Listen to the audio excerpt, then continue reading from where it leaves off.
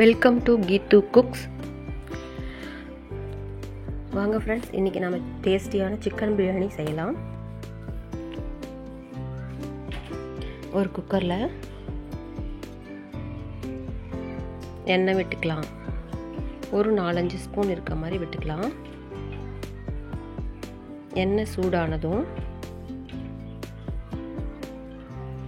அதில் பிரியாணிக்கு தேவையான செலவுகள் என்னென்ன, பட்டை, லவங்கம், கிராம்பு, அன்னாச்சிப்பூ, பிரிஞ்சி இலை எல்லாமே சேர்த்துக்கலாம். இது பொரிஞ்சு வர சமயத்தில் 4 பெரிய வெங்காயம் நீள் வாக்கில் கட் பண்ணி வச்சுருக்கேன், அதை சேர்த்துக்கலாம்.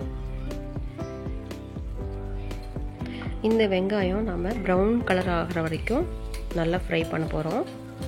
நல்லா வணங்கி வந்ததுக்கு அப்புறம் தான் நம்ம அடுத்த பொருளை சேர்க்க போகிறோம். அப்போ தான் நமக்கு பிரியாணியில் சுவை கூடும். இப்போ ஓரளவுக்கு நமக்கு பாதி வெந்திருக்கு. அந்த ஸ்டேஜில் வெங்காய பேஸ்ட்டும் ஒரு 3-4 ஸ்பூன் இருக்க மாதிரி சேர்த்துக்கலாம். இது எதுக்காகனா கன்சிஸ்டன்சி சேர்த்து கொடுக்கும். பச்சை மிளகா 2 முழுசாக சேர்த்துக்கலாம். இஞ்சி பூண்டு பேஸ்ட்டு ஒரு 2-3 ஸ்பூன் சேர்த்துக்கலாம்.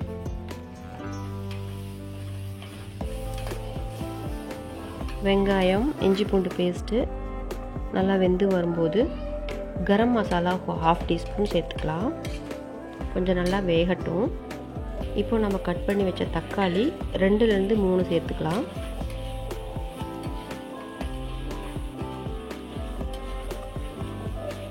இப்போ நம்ம கூடவே 1/2 கப்பு அல்லது ஒரு 3/4 கப்பு இருக்கிற மாதிரி ஒரு 2 தக்காளியை அரைச்சி அதையும் சேர்த்துக்கலாம்.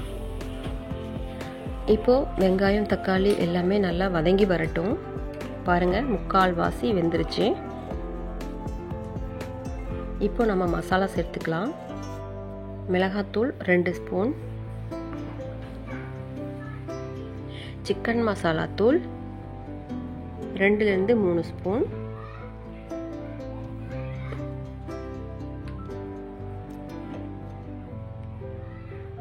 இப்போ நமக்கு தேவையான அளவு உப்பும் சேர்த்துக்கலாம். பாருங்க, எல்லாம் அழகாக மசிஞ்சு வந்திருக்கு. இந்த ஸ்டேஜில் நம்ம சிக்கன் ஆட் பண்ணிக்கலாம்.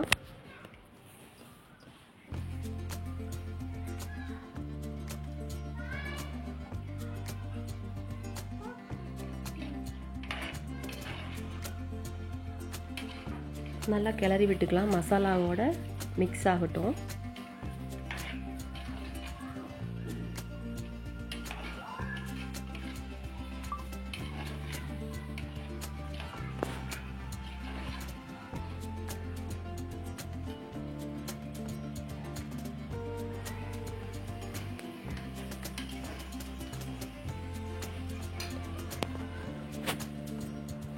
இப்போது நாம் ஒரு கைப்பிடி அளவு புதினாவும் கொத்தமல்லி தழையும் சேர்த்துக்கலாம்.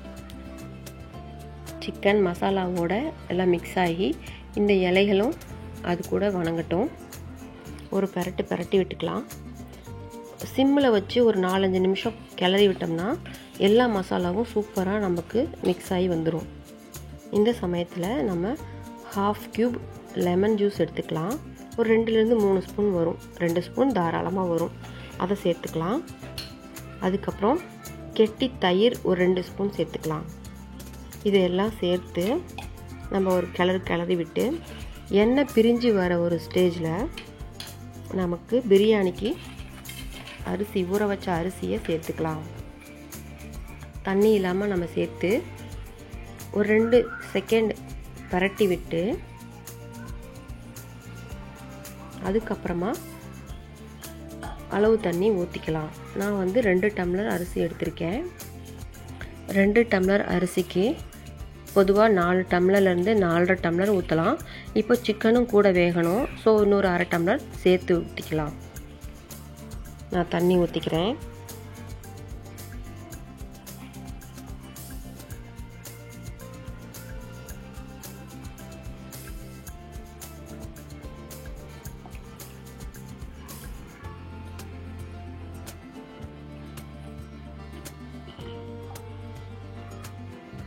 ஒரு கிளறி விட்டு டேஸ்ட் பார்த்துக்கலாம். எல்லாமே கரெக்டாக இருக்குது. நீங்கள் உப்பு காரம் எதுவும் பத்தலைன்னா இந்த ஸ்டேஜில் கூட ஆட் பண்ணிக்கலாம். இப்போ நம்ம கிளறி விட்டு ஒரு சிறு கொதி வர வரைக்கும் வெயிட் பண்ணலாம். இப்போ கொதி வந்தாச்சு. நம்ம குக்கர் மூடி போட்டுடலாம். 3லேருந்து 4 விசில் விட்டோம்னா அருமையாக சூப்பராக வெந்து பொல பொலன்னு நமக்கு சிக்கன் பிரியாணி கிடைச்சிரும். நான் 3 விசில் விட்டுருக்கேன். விசில் வரும்போதே நமக்கு அந்த ஸ்மெல்லே காட்டி கொடுத்துரும் வெந்துருச்சா வேகலையா அப்படின்னு சொல்லி. எனக்கு 3 விசில் போதுமாக இருந்தது. ஆஃப் பண்ணிட்டேன். பாருங்கள், அழகாக சூப்பராக பொல பொலன்னு யம்மியாக வந்திருக்கு. இப்போ நான் வந்து தாம்பாளத்துக்கு ட்ரான்ஸ்ஃபர் பண்ணிக்கிறேன். ஏன்னா வந்து அப்படியே வச்சோம்னா கெட்டி பிடிச்சிரும்.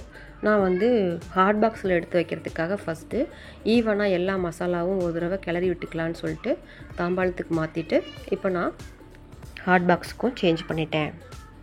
அருமையான சிக்கன் பிரியாணி சூப்பராக ரெடி ஆகிடுச்சு.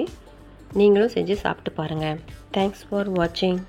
வீடியோ பிடிச்சிருந்தா லைக் பண்ணி சப்ஸ்கிரைப் பண்ணி ஷேர் பண்ணுங்கள். தேங்க்யூ.